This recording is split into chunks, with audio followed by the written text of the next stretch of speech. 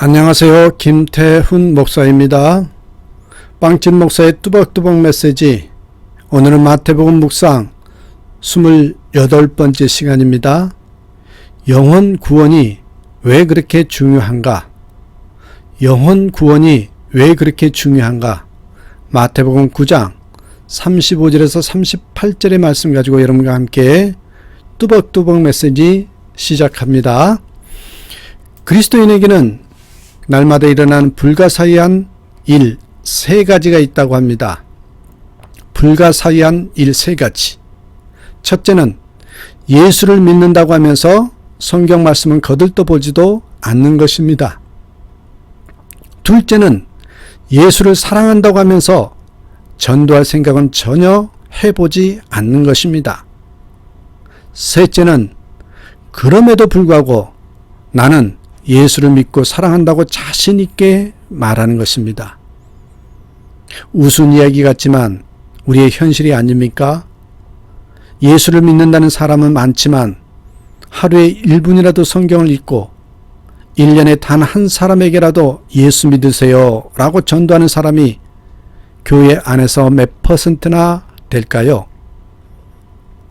우리는 우리가 입고 있는 옷에 대해 책임을 져야 합니다.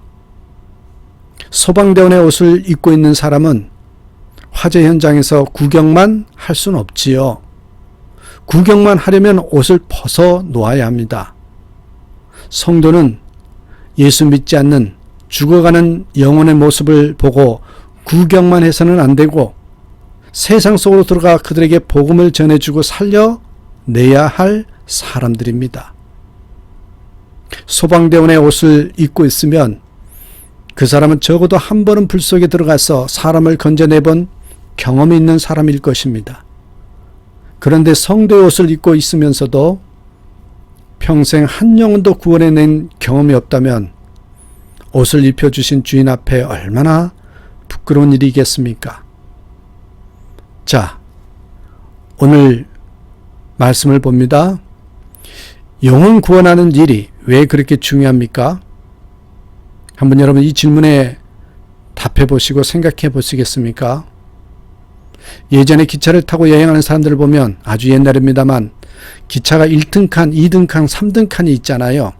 1등 칸에서는 편안히 즐기는 사람도 있고 3등 칸에서 불편하게 가는 사람도 있습니다. 그러나 어쨌든 그 기차는 종착지를 향해 달려가고 있으며 모든 사람은 종착역에서 내려야만 합니다. 인생의 죽음 앞에서 우리가 가진 그 어떤 것도 우리가 자랑하고 내세우던 그 무엇도 아시죠? 아무런 힘을 쓰지 못합니다. 그렇다면 여러분 옆에 써놨는데 죽음으로 달려가는 인생에게 가장 중요하고 시급한 일은 무엇일까요? 정답은 영혼입니다. 영혼. 여러분 하나님이 만들어 놓은 순서가 있거든요. 그게 뭐냐? 영혼이 살아야 모든 것이 삽니다. 영혼이 살아야 모든 것이 삽니다. 인간은 육체와 영혼으로 되어 있습니다. 하나님은 흙으로 인간의 육체를 만드신 다음에 하나님의 숨, 생기를 그 코에 부어 넣으셔서 살게 하셨습니다. 그래서 인간의 영혼은 마치 탯줄처럼 하나님과 연결되어 있습니다. 하나님과의 관계가 끊어지면 우리의 영혼은 죽습니다. 하나님과의 관계가 끊어지면 영혼이 죽는단 말입니다. 그러면 여러분 무엇이 그 관계를 끊게 만들까요? 옆에 써놓은 것처럼 죄입니다. 죄. 그 다음에 뭐라고 써 있어요? 죄란 뭐래요? 죄란 하나님 없이 내 마음대로 사는 것을 말합니다. 하나님 없이 내 마음대로 사는 것. 또한 여러분 내 마음대로 살게 하는 게 뭐예요? 욕심입니다. 욕심. 성경은 뭐라고 얘기합니까? 욕심이 잉태한즉 죄를 낳고 죄가 장성한즉 사망을 낳느니라. 바로 욕심 때문에 죄가 들어오게 되었고 죄는 하나님과의 관계를 끊게 만들고 그 때문에 사망이 우리를 지배하게 되었다는 것입니다. 모든 사람은 한 사람의 예도 없이 다 하나님 앞에서 죄인입니다. 다시 한번 성경을 읽어봅니다. 의인은 없나니 하나도 없으며 깨닫는 자도 없고 하나님을 찾는 자도 없고 다 치우쳐 한 가지로 무익하게 되고 선을 행하는 자도 없나니 하나도 없도다. 모든 인간은 자신의 욕심 때문에 하나님과의 관계가 끊어졌고 영혼은 죽게 되었습니다. 영혼이 죽었기 때문에 육체의 죽음이 오게 되었습니다. 그러나 영혼이 살면 육체도 삽니다. 영혼이 기쁘면 육체도 기쁩니다. 이것이요, 하나님이 만들어 놓으신 순서입니다. 그러나 이 세상에서는 어떻습니까? 육체만 만족하면 행복할 줄 알고 육체의 쾌락을 위해서 돈과 시간을 아낌없이 투자합니다. 그러나 진정한 행복을 맛보지 못합니다. 병든 육체를 고친다고 영혼이 건강해지는 것이 아닙니다. 육체는 살아있어도 영혼이 죽어 있으면 그 사람은 죽은 사람이라고 표현하지. 영적인 세계에서는 그렇다는 것입니다. 그러므로 여러분, 모든 인간에게 가장 중요한 일은 바로 죽은 영혼을 살리는 일입니다. 거기에 인생의 모든 것이 달려 있습니다. 전도라는 게 뭐예요? 전도는 바로 죽은 영혼을 살려내는 일에 동참하는 거죠. 교회가 이 세상에 있어야 할 목적도, 또한 하나님께서 저와 여러분을 살려두신 이유도 바로 여기에 있다는 것입니다. 그러기에 오늘 본문의 말씀처럼 우리는 그래서 영혼의 추수꾼이 되어야 한다라는 것이죠. 영혼의 추수꾼. 그렇다면 여러분, 영혼의 추수꾼이 되려면 어떻게 해야 될까요? 오늘 본문에서 우리에게 가르쳐 주십니다. 첫째입니다. 영혼의 추수꾼은 사람을 영적으로 볼 수 있는 눈이 있어야 합니다. 영적으로 볼 수 있는 눈. 자, 36절에 주님께서는 무리를 뭐라 그러냐면 목자 없는 양, 목자 없는 양으로 보셨다고 기록하고 있습니다. 주님은 사람들을 영적으로 보는 눈이 있었습니다. 육체적으로 보면 그들은 군중이고 무리에 지나지 않습니다. 그런데 주님은 그들을 목자 없는 양과 같이 보셨습니다. 목자 없는 양은 어떤 존재일까요? 목자 없는 양. 양이란 특성이요, 50m 앞을 보지 못할 정도로 시력이 약합니다. 그래서 눈앞에 풀만 쫓아가다가 길을 잃어버리기 쉽습니다. 그리고 양은 자기 힘으로 자신을 방어하지 못합니다. 여러분, 뿔이 있습니까? 날카로운 이빨이 있나요? 발톱이 있나요? 없잖아요. 또 다리는요, 몽땅해서 빨리 달리지도 못합니다. 사나운 짐승이 공격하면 밥이 될 수밖에 없습니다. 그러므로 양은 목자 없이는 살 수 없는 존재. 그래서 목자 없는 양, 이렇게 표현한 것이죠. 목자 없이 살 수 없는 존재라는 거예요. 예수 믿지 않는 사람은 영적으로 보면 누구든지 다 뭐가 같다고? 목자 없는 양과 같다는 것이에요. 그들은 눈앞에 먹이만 쫓아가다가 절벽에 떨어지기도 하고, 자기가 하고 싶은 대로 하고 살다가 길을 잃고 짐승의 밥이 되기도 하고, 마침내 이 세상을 떠날 때는 영원한 멸망길에서 죽음을 맞이하게 된다는 것입니다. 그동안 우리는 사람을 육체적이고 세상적인 조건으로만 보고 전도하기를 주저하지는 않았습니까? 겉으로만 보지 말고 그들의 심령 깊숙이 있는 공허함, 피곤함, 한번 영혼의 고뇌를 한번 보시기 바랍니다. 우리 주위에는 그러한 사람들이 생각보다 훨씬 많이 있습니다. 이 영적으로 볼 수 있는 눈을 가진 저와 여러분 되시길 간절히 부탁드립니다. 두 번째입니다. 여러분, 두 번째, 영혼의 추수꾼이 되려면 어떻게 될까요? 사람을 불쌍히 여기는 마음이 있어야 합니다. 사람을 불쌍히 여기는 마음, 불쌍히 여기는 마음. 본문에서 예수님 무리를 보시고 민망히 여기셨다. 민망히 여기셨다라고 표현합니다. 민망하다. 이 말은 창자가 끊어지는 듯한 깊은 동정심을 느꼈다. 창자가 끊어지는 듯한 깊은 동정심을 느꼈다는 뜻이랍니다. 오늘 바른 전도자가 되려면 이러한 마음이 있어야 한다는 것이죠.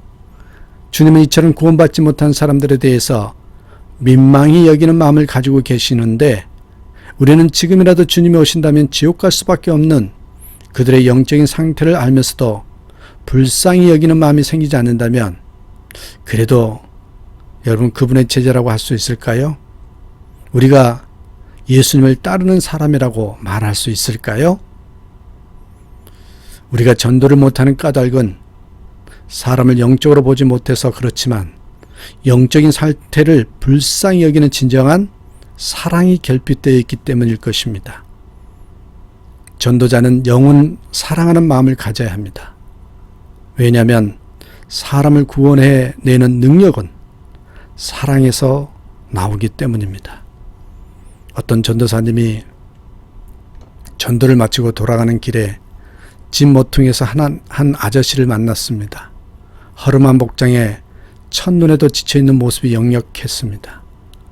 이 전도사님은 하루 종일 전도를 하느라 지쳤기 때문에 쉬고 싶은 마음밖에 없어서 그냥 지나치려 했습니다. 그런데 마음속에 부담이 오는 것입니다. 그냥 한번 전하고나 가자. 그래서 그 아저씨에게로 돌아갔습니다.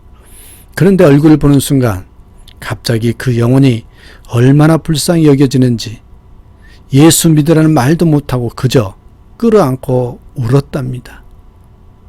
당신 왜 날 끌어안고 우시오? 예, 아저씨, 예수 믿으시면 너무 좋은데 안타까워서 그렇다고. 이 전도사님의 진실한 사랑에 낯선 아저씨의 마음이 움직였습니다. 그래서 예수를 영접하게 되었다라는 이야기입니다. 여러분, 전도는 영혼을 불쌍히 여기고 사랑하는 마음만 있으면 얼마든지 할 수 있습니다.